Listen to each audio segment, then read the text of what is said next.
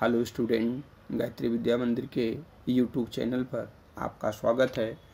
आज हम आपको पाठ 2 के अंतर्गत तटस्थता वक्र विश्लेषण की मान्यताएं तथा प्रतिस्थापन की सीमांत दर के बारे में चर्चा करेंगे। तटस्थता वक्र विश्लेषण की मान्यताएं।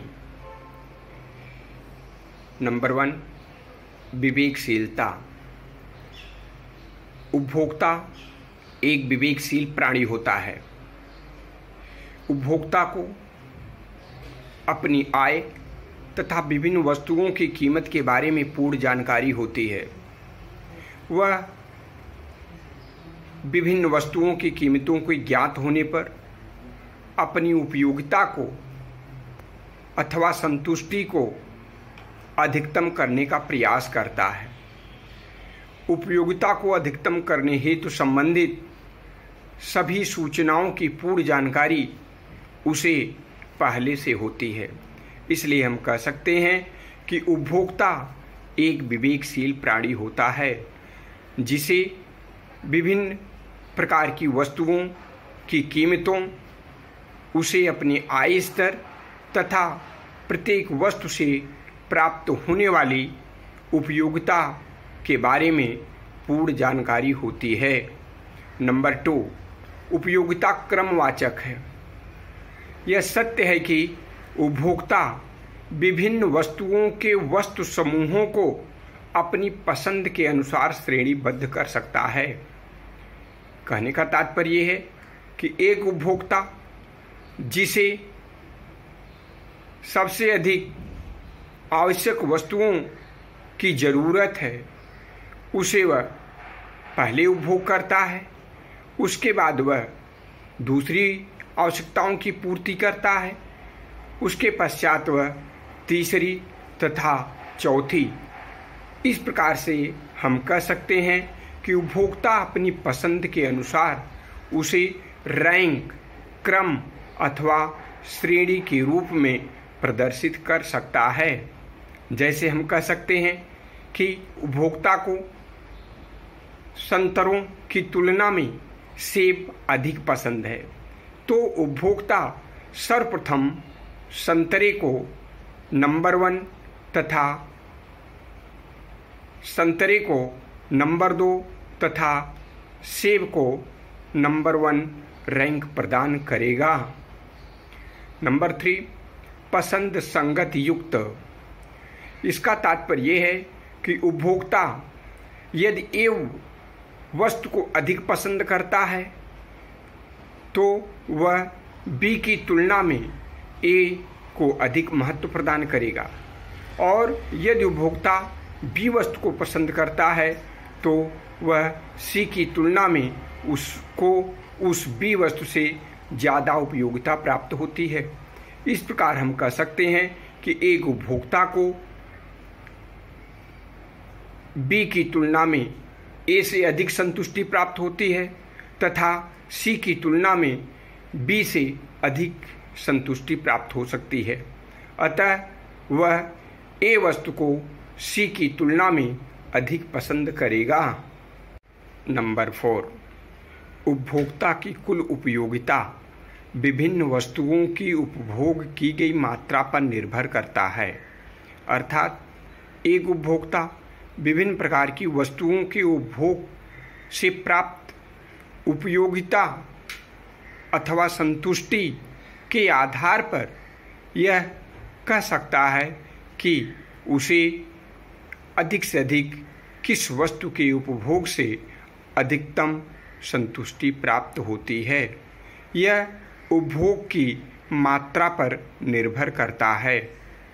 यहाँ पर एक समीकरण दिया है, U equal F, that is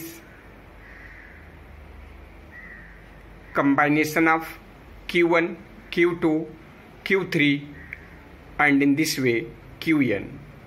Quantity of X commodities, quantities of Y commodities, quantities of X, Y, Z।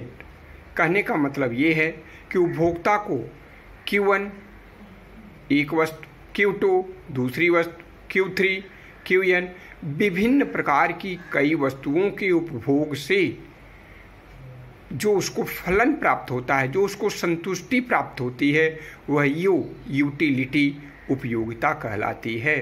इस प्रकार से उपभोक्ता अपनी कुल उपयोगिता का माप विभिन्न वस्तुओं के उपभोग करने के पश्चात उसे प्रकट कर सकता है। नंबर 5, तटस्थता वक्र विश्लेषण में प्रतिस्थापन की सीमांत दर को घटती हुई माना जाता है।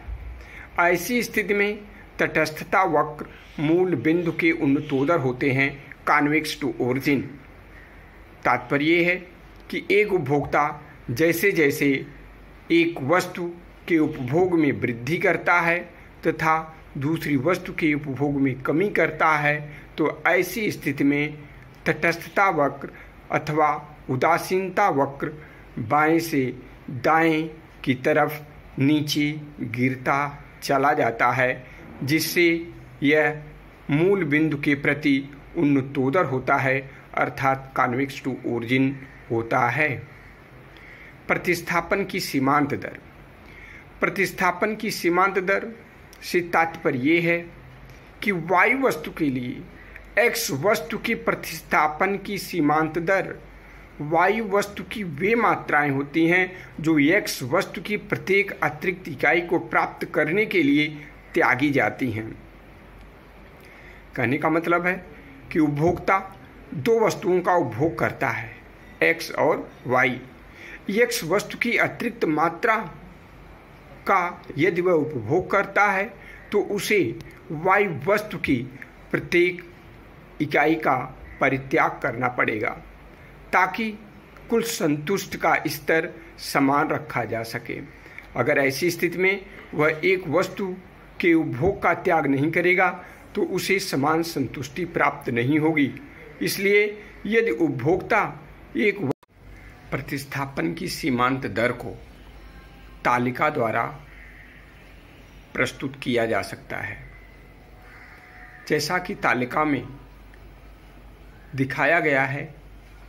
x वस्तु तथा y वस्तु। उपभोक्ता x वस्तु की जैसे जैसे मात्रा का उपभोग बढ़ाता चला जाता है, वैसे वैसे वह y वस्तु की प्रत्येक इकाई का परित्याग करता है। जैसा कि तालिका से स्पष्ट है कि x वस्तु की अतिरिक्त इकाई प्राप्त करने के लिए 1, 2, 3, 4 उसे y वस्तु की प्रत्येक अतिरिक्त इकाई का परित्याग करना पड़ता है। जैसे 25 से 20